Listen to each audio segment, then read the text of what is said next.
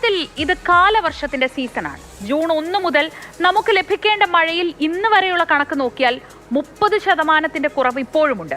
പക്ഷേ ഇന്നലെ ഒരൊറ്റ രാത്രി കൊണ്ട് ഒരു കാലവർഷക്കാലത്തിന്റെ മുഴുവൻ ദുരിതം നമ്മൾ കണ്ടു. എന്തുകൊണ്ടാണ് ഇങ്ങനെ? TS ഹരികൃഷ്ണൻ വിശദീകരിക്കും. കാലവർഷം നേരത്തെ എത്തിയാലും വൈകി എത്തിയാലും ജൂൺ 1 മുതൽ പെയ്യുന്ന മഴയാണ് ഔദ്യോഗികമായി കാലവർഷ മഴയായി കണക്കാക്കുന്നത്. അങ്ങനെ നോക്കുമ്പോൾ ഓഗസ്റ്റ് 1 വരെയുള്ള കണക്കുകൾ പരിശോധിച്ചാൽ കേരളത്തിൽ 1323.2 മില്ലിമീറ്റർ മഴയാണ് നമുക്ക് ലഭിക്കേണ്ടിയിരുന്നത്.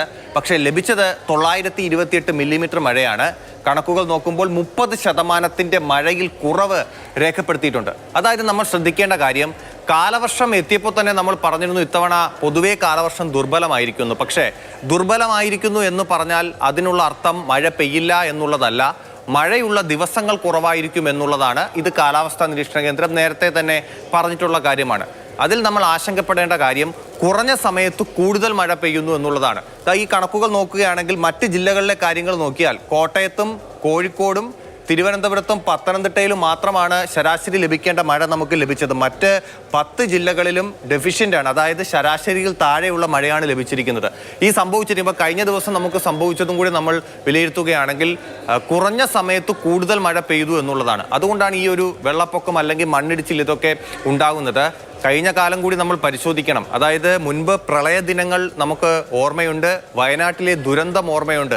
അപ്പോൾ ഇപ്പോൾ അവിടെയൊക്കെ സംഭവിച്ചതും ഇതാണ്, കുറഞ്ഞ സമയത്ത് കൂടുതൽ മഴ പെയ്യുന്നു, അതാണ് വലിയൊരു ദുരന്തത്തിലേക്ക് കലാശിക്കുന്നത്. ഇനി നമ്മൾ അഭിമുഖീകരിക്കേണ്ട പ്രശ്നവും അല്ലെങ്കിൽ വരും വർഷങ്ങളിൽ നമ്മൾ ആശങ്കപ്പെടേണ്ട ഒരു കാര്യവും ഇത് തന്നെയാണ്.